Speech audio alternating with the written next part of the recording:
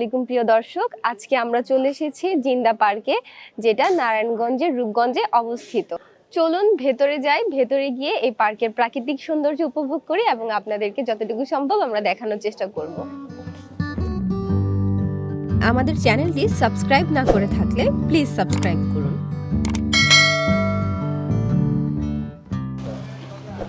প্রিয় দর্শক, আমরা টিকিট কেটে নিয়েছি জিন্দা পার্কের ভিতরে যাওয়ার জন্য। চলুন আমরা ভিতরে গিয়ে দেখি এই জিন্দা পার্কটা দেখতে ঠিক কতটা সুন্দর। এখানে ঢুকতেই এত সুন্দর মনোরম পরিবেশ, যা দেখে আপনার ভীষণ ভালো লাগবে। এই যে দেখছেন, এইখানে এত এত গাছপালা, অনেক সুন্দর সুন্দর কিছু পাতাবাহারের অনেক অনেক ভ্যারাইটিস আছে এখানে। এমনকি এখানে আপনি চাইলে বসে কিছুক্ষণ রেস্টও নিতে পারবেন, খুব সুন্দর বসার জায়গা আছে। এদের প্রবেশ পথটা এত সুন্দর, না জানি পার্কের ভিতরটা ঠিক কতটা সুন্দর হবে। সুতরাং আমরা দেরি করছি না, চলুন আমরা ভিতরে গিয়ে পার্কের আসল সৌন্দর্য উপভোগ করি।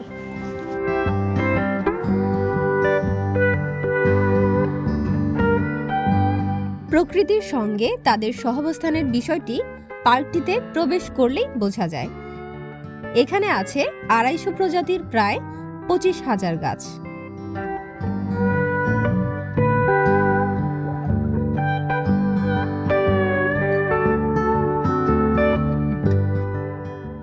সবুজ ঘাসের গালিচা পাতা মাঠ।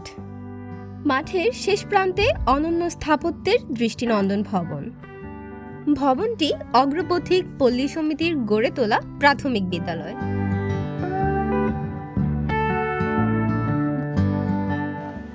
হাঁটতে হাঁটতে আমরা স্কুল ভবনটির কাছেই চলে এসেছি। আমরা দেখতে পাচ্ছি স্কুলটির নাম হলো লিটল অ্যাঞ্জেল সেমিনারি। চলুন আমরা আরো কাছে গিয়ে দেখি স্কুলটি। চলুন গ্রামীণ পরিবেশে অসাধারণ নির্মাণ শৈলীর এই স্কুল ভবনটি ঘুরে দেখি।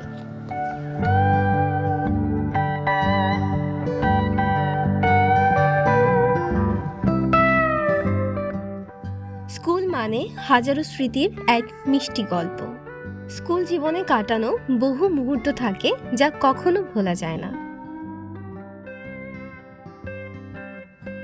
পরিষ্কার পরিচ্ছন্ন স্কুলটির ক্লাসরুমগুলো খুবই গোছানো এবং পরিপাটি।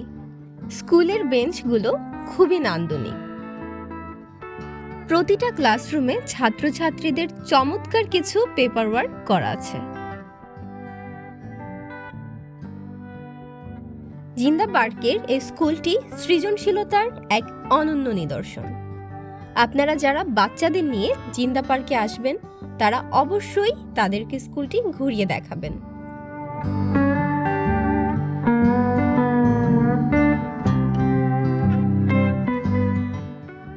নবম থেকে দ্বাদশ শ্রেণীর শিক্ষার্থীদের জন্য তৈরি হচ্ছে নতুন আরেকটি স্কুল ভবন।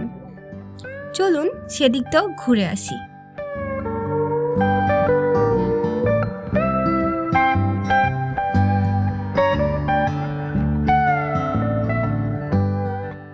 জিন্দা পার্কের উদ্যোক্তারা বলছেন, ভবিষ্যতে এখানে জাতীয় কবি কাজী নজরুল ইসলামের নামে একটি সঙ্গীত বিশ্ববিদ্যালয় নির্মাণ ও পরিচালনার পরিকল্পনাও আছে তাদের।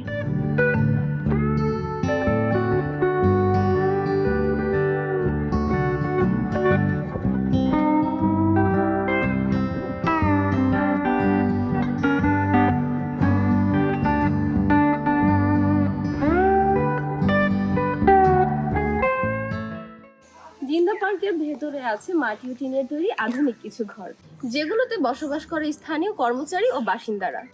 মাটির ঘরগুলো যে এতটা নান্দনিক ভাবে তৈরি করা সম্ভব, যা এখানে না আসলে বোঝা যাবে না। চলুন আপনাদেরকে ঘুরে দেখাই।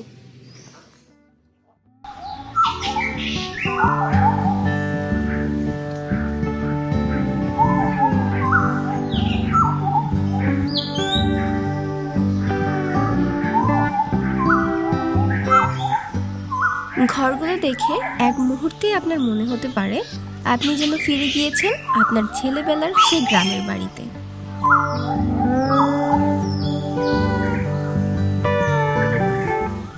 গ্রাম হলো আমাদের শিকড়, যেখানে জীবনের সরলতা আর ভালোবাসার ছোঁয়া মেলে।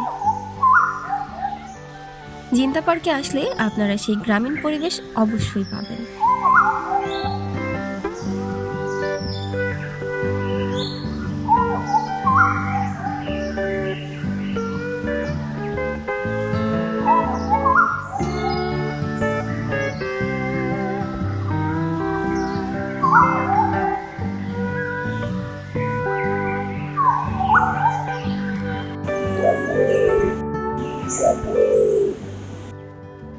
ঘুরতে ঘুরতে চলে এসেছি একটি বটবৃক্ষের সামনে।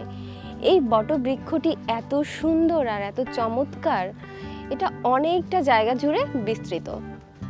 চলুন না এই দুপুরের তপ্ত রোদে এই বটবৃক্ষের নিচে বসে কিছুটা সময় পার করি। সবুজের ছোঁয়াতে বেঁচে থাকে প্রাণ, ফুল ফোটে পাখি গায়, মাঠে হাসে ধান। সবুজ বাঁচাতে চাই সবুজ মন, সবুজে সবুজে এসো সাজাই জীবন। জিন্দা পার্কের দিগন্ত বিস্তৃত সবুজের সমারোহ দেখতে দেখতে আপনার চোখে পড়বে চমৎকার নির্মাণশৈলীর একটি মসজিদ। চলুন আপনাদেরকে মসজিদটি ঘুরে দেখাই।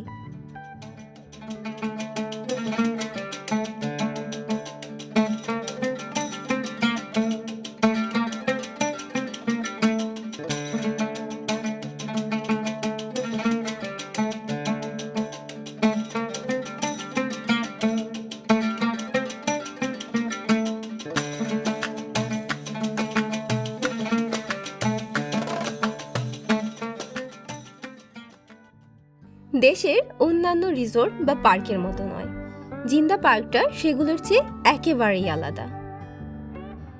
পিকনিক স্পট হিসেবে ভাড়া দিয়ে অনেক অর্থ উপার্জন করা গেলেও শান্ত পরিবেশটা ভয়াবহভাবে ক্ষতিগ্রস্ত হয় বলে এখানে কোনো পিকনিক পার্টির অনুমতি মেলে না।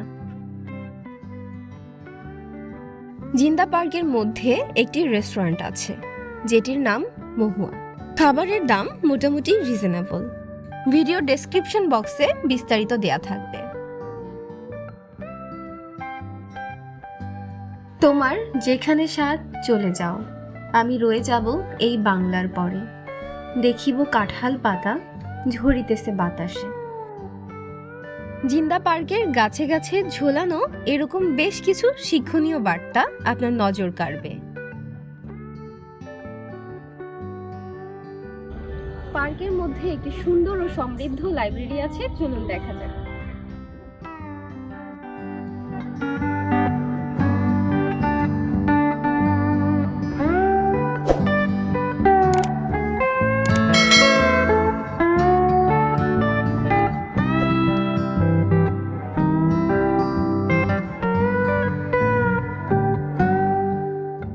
লাইব্রেরিতে প্রবেশ ফি জনপ্রতি 20 টাকা।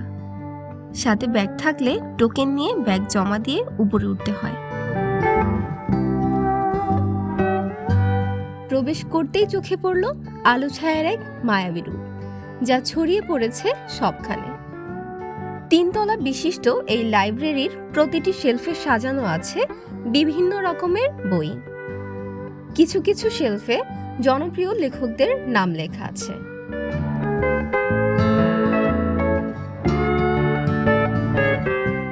এখানে পাঠকদের বসার জন্য কাঠ দিয়ে গ্যালারির মতো করা আছে।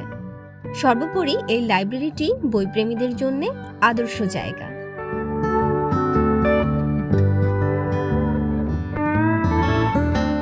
জিন্দা পার্কের এই অনন্য তথ্য সামগ্রীর গ্রন্থশালা দেখতে দেখতে আকাশে নেমে এসেছে সন্ধ্যার রং, বাতাসে মিশেছে হেমন্তের মৃদু ঠান্ডা। এবার ফেরার পালা। চলুন জিন্দা পার্কের কিছু তথ্য জেনে নেই।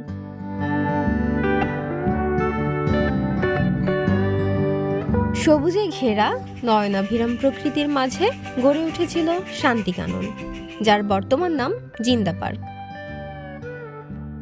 100 বিঘা জায়গা নিয়ে অসাধারণ কিছু ভাবনা আর দীর্ঘদিন ধরে তিল তিল করে গড়ে ওঠা এই জায়গাটি পরিচালিত হয় অগ্রপথিক পল্লী সমিতির মাধ্যমে। জিন্দা পার্কের 3 দিক পরিকল্পিতভাবে জলাশয় দিয়ে ঘেরা। এই জলাধারগুলোই এলাকার সীমানা নির্ধারণ করেছে। এছাড়া ভেতরেও রয়েছে 2টি বিশাল আয়তনের জলাশয়।